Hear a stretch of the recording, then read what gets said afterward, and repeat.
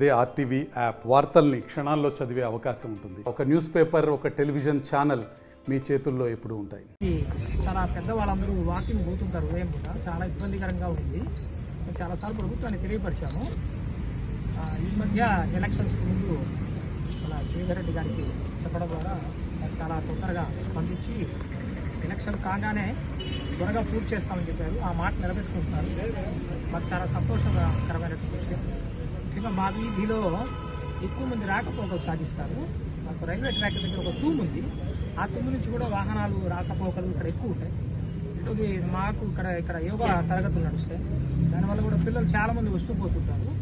ఆ ఇబ్బందులన్నీ తొలగిస్తూ మాకు ఈ అభివృద్ధి కార్యక్రమాలు చేపట్టడానికి నేను ధన్యవాదాలు తెలియజేస్తున్నాను.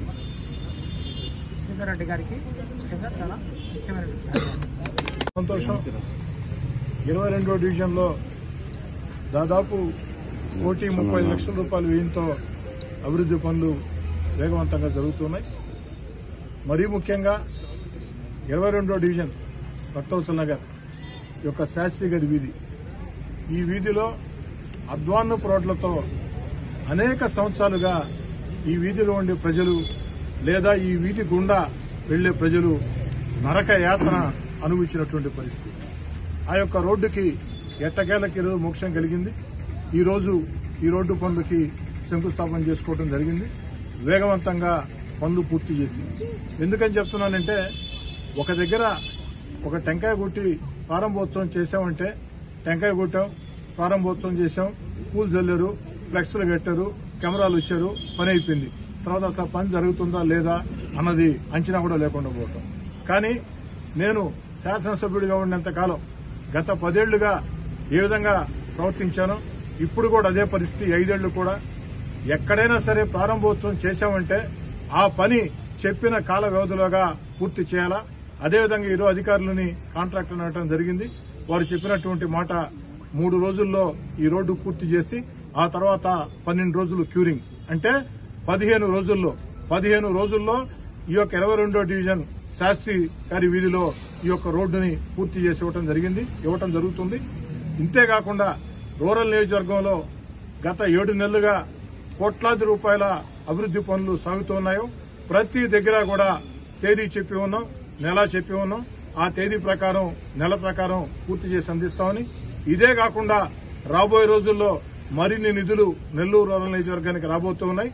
మరీ ముఖ్యంగా 22వ డివిజన్ కి వచ్చే అతి త్వరలోనే మరో 1 కోటి రూపాయలతో కూడా ఈ డివిజన్ లో అభివృద్ధి పనులకి శ్రీకారం చుడతామని తెలియజేస్తూ, ఈ సందర్భంగా అటు తెలుగుదేశం, బీజేపీ, జనసేన నాయకులను గాని, స్థానిక పెద్దలను గాని, అధికారులు గాని నేను కోరేది ఒకటే, ఎక్కడైనా సరే అభివృద్ధి పనులకి నిధులు కేటాయిస్తున్నామంటే దానివల్ల వీలైనంత మంది ఎక్కువ ప్రజలకి మేలు జరిగే విధంగా ప్రథమ ప్రాధాన్యం. అంటే అన్ని చోట్ల కూడా కాలువలు, రోడ్లు నిర్మాణం చేద్దాం, నీటి సౌకర్యం కల్పిద్దాం, కరెంటు సౌకర్యం కల్పిద్దాం. దీంట్లో ఎలాంటి అనుమానం లేదు.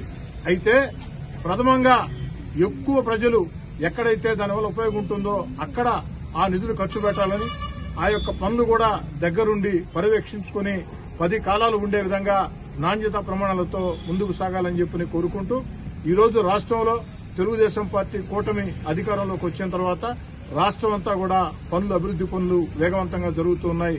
గుంటలు లేని రోడ్ల దగ్గర నుంచి అనేక రకాల అభివృద్ధి కార్యక్రమాలు శ్రీకారం చుడుతూ ఉన్నారు.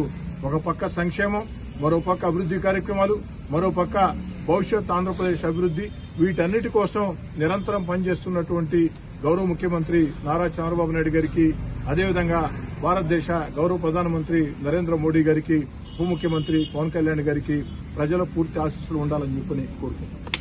మరిన్ని వీడియోస్ కోసం ఛానల్ ని సబ్స్క్రైబ్ చేయండి. లేటెస్ట్ అప్డేట్స్ కోసం వాట్సాప్ ఛానల్ ని ఫాలో చేయండి.